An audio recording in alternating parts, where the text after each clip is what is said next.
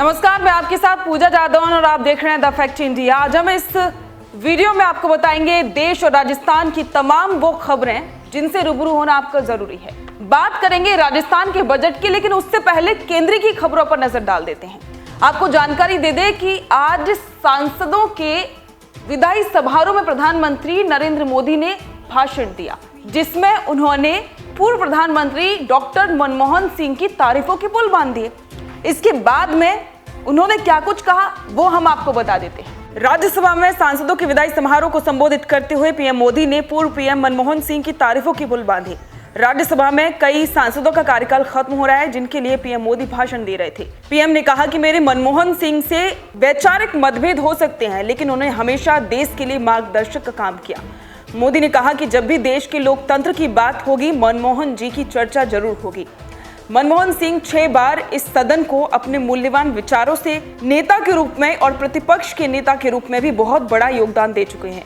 मैं उस पल को नहीं भूल सकता हूं जब पूर्व पीएम व्हीलचेयर पर संसद में वोटिंग के लिए आए थे और लोकतंत्र के लिए मिसाल पेश की थी। और अब बात करते हैं राहुल गांधी की न्याय यात्रा की। आप सभी जानते हैं कि राहुल गांधी भारत जोड़ो न्याय यात्रा निकाल रहे हैं और अब राहुल की न्याय यात्रा छत्तीसगढ़ पहुंच चुकी है, जहां पर उन्होंने ये बात कही कि जातिगत जनगणना का जो मुद्दा है वो कांग्रेस बिल्कुल नहीं छोड़ेगी, क्योंकि ये सामाजिक न्याय की बात है। आपको बता दें कि कांग्रेस के पूर्व अध्यक्ष राहुल गांधी की भारत जोड़ो न्याय यात्रा 8 फरवरी को छत्तीसगढ़ के रायगढ़ पहुंची, जहां उन्होंने कहा कि 1 साल पहले हमने कश्मीर से कन्याकुमारी तक यात्रा शुरू की। कई लोग इसके खिलाफ उतरे। हमारी पहली यात्रा ने नारा निकाला था कि नफरत के बाजार में मोहब्बत की दुकान। अब दूसरी यात्रा में हमने इसमें न्याय शब्द को जोड़ दिया है, क्योंकि हमने देखा कि देश में अन्याय हो रहा है। देश में अन्याय का नफरत और हिंसा से लिंक है। देश में जो 90 ब्यूरोक्रेट में कितने ओबीसी हैं, राहुल गांधी ने कहा कि देश में केवल 2 जाति अमीर गरीब नहीं है, यहाँ अलग अलग जाति हैं, इसलिए सरकार को जातीय जनगणना करनी ही पड़ेगी। कांग्रेस पार्टी इस मुद्दे को नहीं छोड़ेगी। ये सामाजिक न्याय की बात है। और अब बात कर लेते हैं राजस्थान के बजट की। जैसा कि आप जानते हैं कि राजस्थान का ये बजट काफी ऐतिहासिक रहा। ऐतिहासिक होने के साथ हंगामेदार भी रहा। आपको बता दें कि वित्त मंत्री दिया कुमारी ने राजस्थान का बजट पेश किया और इसके साथ ही उन्होंने ये बात कही कि विरासत में, यानी कि पूर्व सरकार ने उन्हें कुछ नहीं दिया, उन्होंने दिया है 5 लाख करोड़ रुपए से ज्यादा का कर्ज। इसके साथ ही आपको बता दें कि वित्त मंत्री के रूप में दिया कुमारी ने भजनलाल सरकार का पहला बजट पेश किया। राजस्थान के 22 साल बाद ऐसा अवसर आया जब मुख्यमंत्री के अलावा किसी दूसरे मंत्री ने बजट पेश किया। बजट पेश करने से पहले उन्होंने पिछली सरकार पर जमकर निशाना साधा। उन्होंने हिसाब लगाकर बताया कि कैसे पुरानी सरकार ने बिना प्लानिंग के एक के बाद एक कार्यक्रम लॉन्च किए और राजस्थान को कर्ज में डुबा दिया। दिया कुमारी ने बताया कि विरासत में उन्हें 5 लाख करोड़ से ज्यादा का कर्ज मिला है। दिया कुमारी ने बताया कि 4,86,000 करोड़ का नया बजट है। राजकोषीय घाटा 67,000 के पार पहुंचा, जो FRBM की लिमिट से बाहर है। और वहीं अंतरिम बजट 31 जुलाई 2024 तक लेखानुदान है। इसके साथ ही आपको बता दें कि इससे पहले सरकार की पूर्व बजट सदन में पेश करेगी। लेखानुदान पेश करने के बाद सदन से इसे पारित करने की अनुमति मांगी गई। 1,10,000 करोड़ रुपए का लेखानुदान लिया गया। विधानसभा ने इसे पारित कर दिया। अब आपको बताते हैं कि राजस्थान के इस बजट में कई घोषणाएं की गई।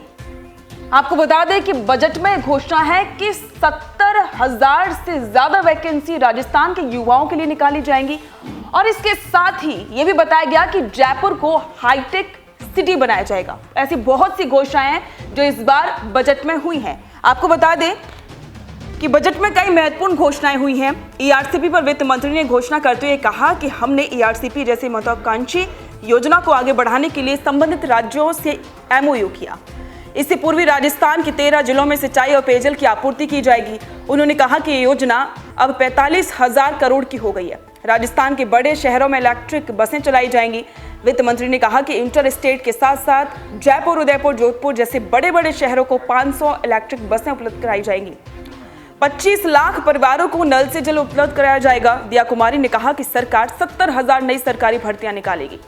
वित्त मंत्री ने गोपालकों को 1 लाख रुपए तक का ऋण देने की भी घोषणा की और साथ ही 12 लाख किसानों को उत्तम बीज उपलब्ध करवाने की भी घोषणा की। उन्होंने घोषणा की कि जयपुर में मेट्रो का विस्तार किया जाएगा और साथ ही युवा साथी केंद्रों की स्थापना की जाएगी।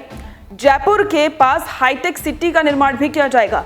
भर्तियों के लिए सरकार एक वार्षिक भर्ती कैलेंडर जारी करेगी, जिससे भर्तियां समय पर हो, ये सुनिश्चित किया जाएगा। जैसा कि आप जानते हैं कि कांग्रेस पार्टी लोकसभा चुनावों के लिए तैयारी कर रही है। राजस्थान में भी जो नेता हैं वो तैयारी कर रहे हैं।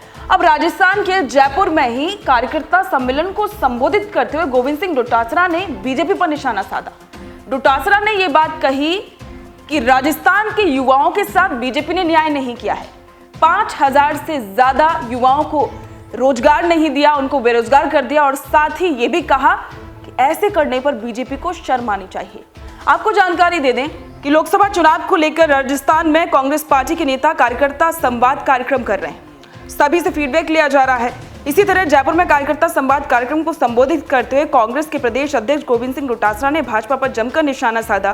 डोटासरा ने कहा कि भाजपा सिर्फ भ्रमित करती है, सत्ता में आने से पहले खूब झूठ बोला, 5000 युवाओं के घर पर अंधेरा कर दिया, रोजगार छीन लिया, इन्हें शर्म आनी चाहिए। तो ये थी आज की तमाम बड़ी खबरें।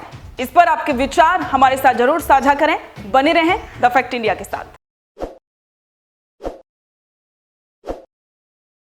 ताज़ा खबरों के लिए विजिट करें द फैक्ट इंडिया की वेबसाइट और डाउनलोड करें द फैक्ट इंडिया ऐप।